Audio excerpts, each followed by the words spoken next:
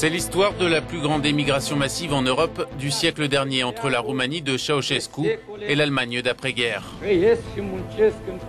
Les Allemands de Roumanie sont une minorité linguistique de Roumanie, arrivée en plusieurs vagues entre le XIIe et le XIXe siècle. Ils étaient plus de 350 000 au milieu des années 60. C'est une histoire peu connue, mais pendant la guerre froide, la Roumanie a vendu plus de 250 000 membres de cette communauté à l'Allemagne de l'Ouest, les deux pays ayant passé un accord secret. Un documentaire retraçant cette traite d'êtres humains a récemment été produit ici, en Roumanie.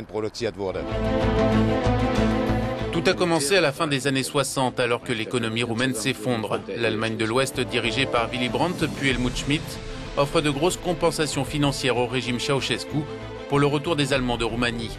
L'opération est organisée discrètement par la police secrète roumaine, la Securitate. Le réalisateur Alexandru Solomon nous explique comment le secret a pu être découvert.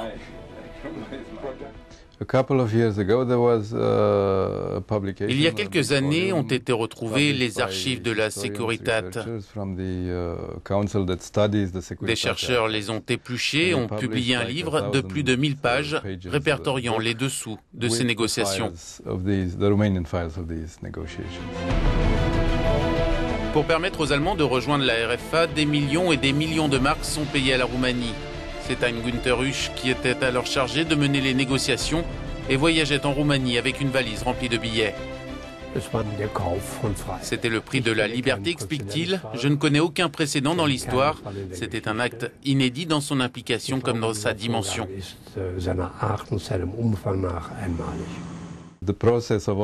Se plonger dans ces archives était assez douloureux. Cela ne touche pas seulement des questions politiques.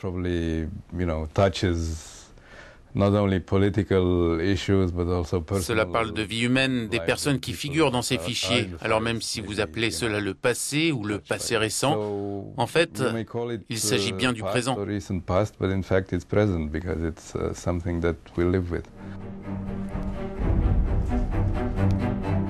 Karlan a quitté la Roumanie à la fin des années 70. Son prix, entre 2000 et 10 000 marks.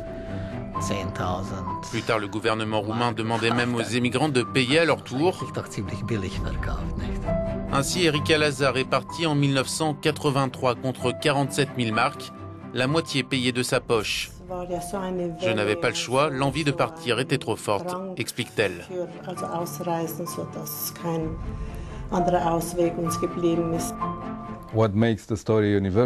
Ce qui rend cette histoire universelle en Europe, en 2014, c'est cette question identitaire. Vous êtes allemand, vous êtes roumain et en même temps votre famille a habité en Transylvanie depuis des siècles. Alors à qui appartenez-vous? Et qu'arrive-t-il le jour où vous devez partir?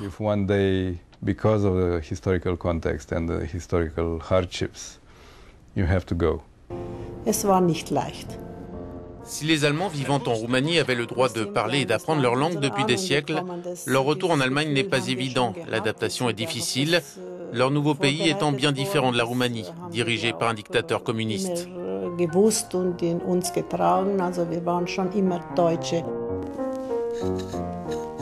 Schwer war es halt die Anpassung, weil ja doch es ganz anders war wie in einer Diktatur. Je pense qu'il y a des communautés partout en Europe qui peuvent se retrouver dans ce type d'histoire d'émigration. C'est l'histoire de la dernière émigration massive en Europe.